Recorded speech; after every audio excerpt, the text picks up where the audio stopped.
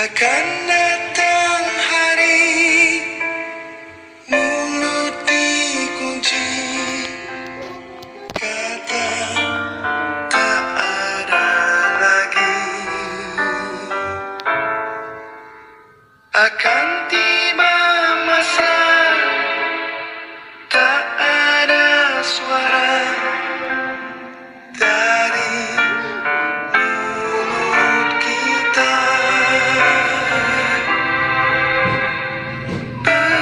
Berkata tangan kita tentang apa yang dilakukannya. Berkata kaki. Assalamualaikum warahmatullahi wabarakatuh. A'udzu billahi minasyaitonir rajim. Bismillahirrahmanirrahim. Alhamdulillahi rabbil alamin. Hamdan syakirin, hamdan na'imin, hamdan yuafi ni'amahu wa yukafi'ul mazidah. Ya Rabbana lakal hamdu kama yanbaghi wajhikal karim wa li'azimi sultanik.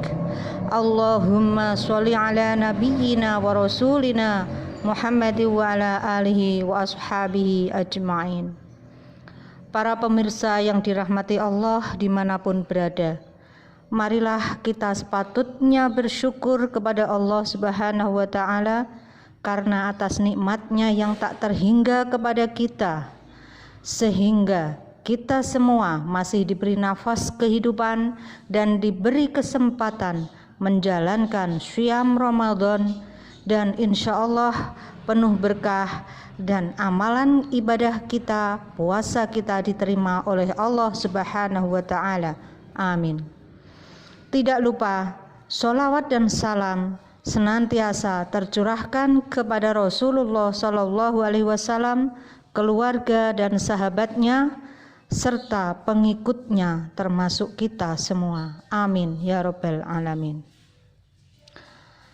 Para pemirsa rahimakumullah, di sini saya akan menyampaikan satu tema, jika anggota tubuh dimintai pertanggungjawaban di akhirat.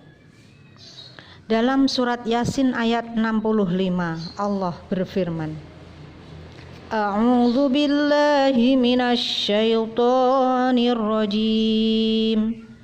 Bismillahirrahmanirrahim.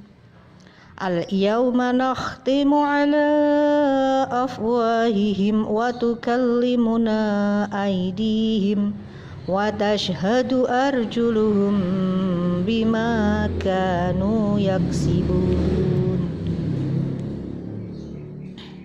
Artinya, pada hari ini kami tutup mulut mereka, dan berkatalah kepada kami tangan mereka, dan memberi kesaksianlah kaki mereka terhadap apa yang dahulu mereka usahakan. Di dalam tafsir Ibnu Katsir jilid 4 memberikan keterangan bahwa keadaan orang-orang kafir dan munafik kelak di hari kiamat, ketika mereka mengingkari perbuatan jahat mereka di dunia dan mengucapkan sumpah untuk itu, maka Allah mengunci mulut mereka dan dibiarkan oleh Allah semua anggota lainnya berbicara menjadi saksi apa yang telah mereka perbuat. Anas ibnu Malik radhiyallahu anhu yang mengatakan bahwa ketika kami bersama Nabi SAW, tiba-tiba beliau tersenyum sehingga gigi serinya kelihatan. Kemudian beliau bersabda, tahukah kalian mengapa aku tertawa? Kami menjawab, Allah dan Rasulnya lebih mengetahui.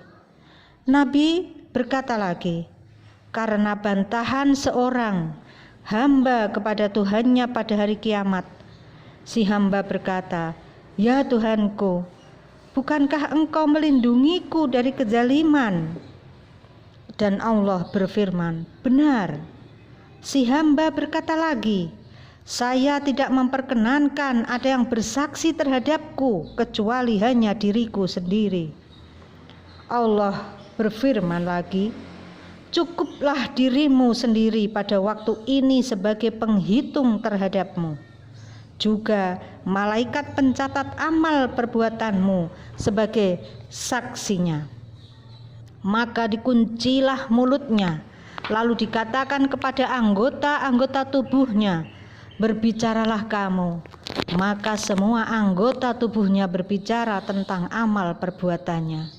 Kemudian dibiarkan antara dia dan anggota tubuhnya untuk berbicara. Maka ia berkata kepada anggota tubuhnya, celaka dan siallah kalian. Dahulu aku berjuang membelamu, dan sekarang kamu mencelakakan diriku. Imam Nasai meriwayatkannya dari Muhammad ibnu Rafiq dari Abdur Razak dengan sanad yang sama.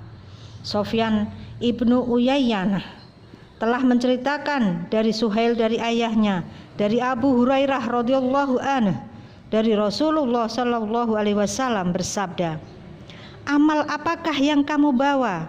Ia menjawab, aku adalah hambamu, beriman kepadamu dan kepada nabimu serta kitabmu, dan aku mengerjakan puasa, sholat dan berzakat. Lalu ia mengucapkan pujian yang baik sebatas kemampuannya. Lalu dikatakan kepadanya, ingatlah, aku akan membangkitkan saksi dari kami terhadapmu. Lalu ia berpikir untuk mencari siapa yang akan menjadi saksi terhadap dirinya.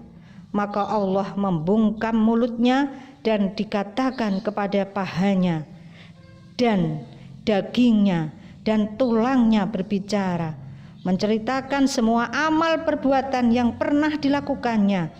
Demikian nasib yang dialami oleh orang munafik. Hal itu dilakukan terhadapnya agar alasan Allah kuat, dan itulah yang membuat Allah murka terhadapnya.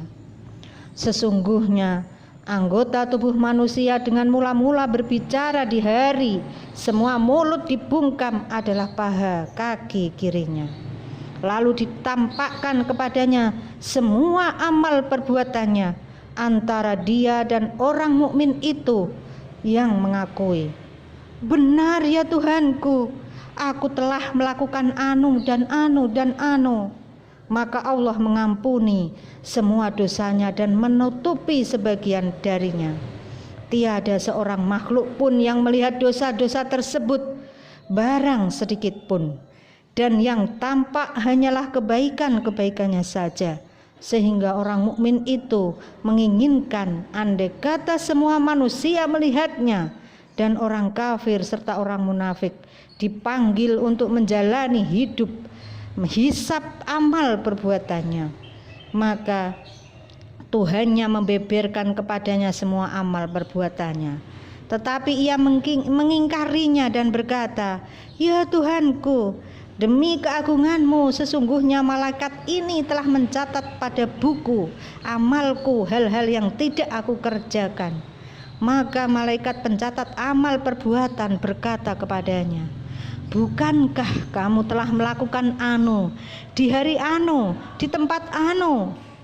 Ia menjawab, tidak, demi keagunganmu ya Tuhanku, aku tidak pernah lakukan itu. Apabila ia ingkari semuanya, maka Allah membungkam mulutnya dan kemudian mulai paha kanannya berbicara. Na'udzubillahi min dzalik. Para pemirsa rahimakumullah, semua nikmat yang akan dimintai pertanggungjawaban, semua nikmat yang diberikan kepada kita akan dimintai pertanggungjawaban. Tsumma latus'alunna yaumaidin anin naim. Innas sam'a wal basara wal fuada kullu ulaika kanu mas'ula. Sesungguhnya pendengaran, penglihatan dan hati akan ditanya oleh Allah. Maka dari itu ingatlah dalam surat Al-Zalzalah, idza zulzilatil ardu zilzalaha, Di situ disebutkan idza zulzilatil ardu, jika disebut sekali tinggi rumah itu runtuhnya adalah yang tinggi runtuh ke bawah. Tetapi ini ditambahi zilzalaha, diulang lagi idza zulzilatil ardu zilzalaha. Maka jika diulang artinya yang ke atas akan runtuh ke bawah dan yang di dalam bumi akan tersembur keluar. Jika semua itu terjadi, kita tidak akan bisa berbuat apa-apa lagi. Marilah saudara-saudaraku seiman, kita berbenah diri, kita amanah dengan apapun yang Allah berikan kepada kita. Semuanya yang ada pada diri kita, keluarga kita adalah amanah, apapun itu. Maka dari itu kita berhati-hati dan tetap berpegang teguh pada Al-Quranul Karim untuk menjalani kehidupan di dunia dan di akhirat nanti, insya Allah. Demikian, kurang lebihnya mohon maaf. Mari kita tutup dengan doa kafaratul majlis. Subhanakallahumma wa bihamdika asyhadu an la ilaha illa anta astaghfiruka wa atubu ilaih. Wassalamualaikum warahmatullahi wabarakatuh.